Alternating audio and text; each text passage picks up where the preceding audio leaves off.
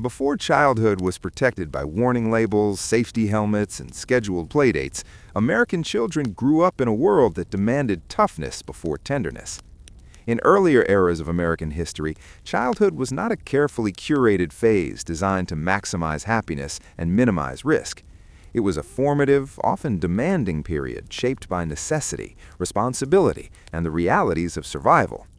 To understand what childhood was like for American children in the past, particularly from the late 19th century through the early to mid-20th century, we must step into a world where play and labor existed side by side, where freedom was vast but safety was fragile, and where growing up happened fast. For many children, especially before the 1940s, daily life began early. Sunrise was not a romantic concept, it was a signal to get moving. In rural America, children were essential contributors to family survival. Boys and girls alike tended animals, gathered eggs, fetched water, chopped wood, and helped with planting or harvesting, depending on the season.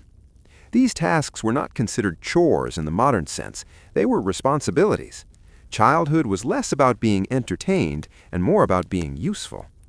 In cities, the rhythm was different but no less demanding.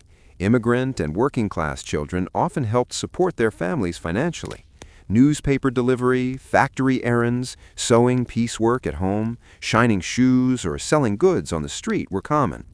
Before child labor laws were enforced, many children worked long hours in factories, mines, or mills. Their small hands were considered useful for operating machinery or fitting into tight spaces, an unsettling reality by today's standards, but a normalized one at the time. Yet childhood was not devoid of joy.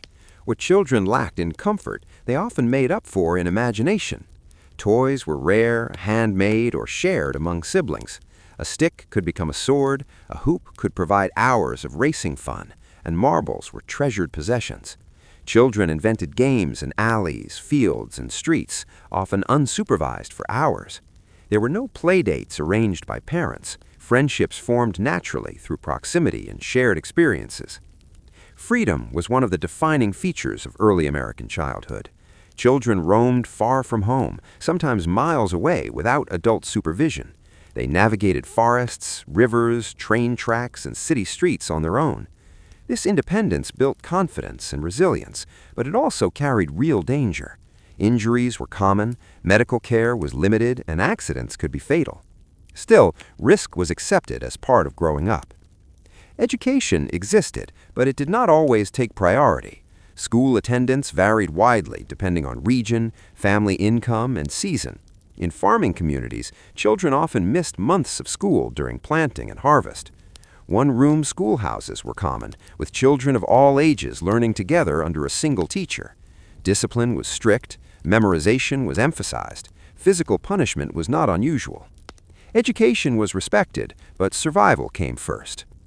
Family structure played a central role in shaping childhood. Large families were common, and older children often helped raise younger siblings. Privacy was rare, homes were crowded, and personal space was a luxury.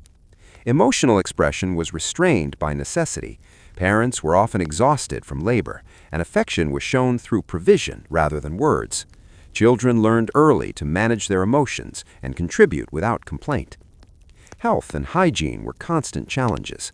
Diseases that are easily treated today, measles, polio, influenza, were serious threats. Many children lost siblings at young ages, making grief an early companion. Vaccines were limited or non-existent, and childhood mortality was high. These realities gave children an awareness of life's fragility that modern children are often shielded from. Entertainment and culture reflected the times. Radio, when it became widespread, was a shared family experience. Children gathered with adults to listen to news, music, and serialized stories. Before that, storytelling, music, and community gatherings filled the gap. Holidays were simpler, focused more on togetherness than gifts. Birthdays were acknowledged, but rarely celebrated with extravagance. The Great Depression left an especially deep mark on childhood. Children who grew up during the 1930s learned the value of thrift, patience, and gratitude. Nothing was wasted. Clothes were handed down, repaired, and reused. Toys were homemade. Even after economic recovery, many carried these habits into adulthood. Scarcity shaped character, teaching lessons that abundance never could. Despite the hardships, many who lived through these childhoods later remembered them with a sense of pride. They spoke of strength, independence, and a deep connection to family and community. Childhood was not easier, but it was meaningful. Children knew they mattered because their contributions mattered. As America modernized after World War II, childhood began to change. Labor laws strengthened, education became more accessible, and safety improved. The concept of childhood slowly shifted toward protection and emotional nurturing. By comparison, earlier childhoods may seem harsh, even cruel, but they were also grounded in reality, resilience, and responsibility. Looking back, the childhood of earlier American generations was shaped not by comfort, but by purpose. Children were not the center of the world, they were part of it. They learned early that life required effort, cooperation, and endurance. While modern childhood offers safety and opportunity, the past offers a powerful reminder. Resilience is often born not from ease, but from challenge.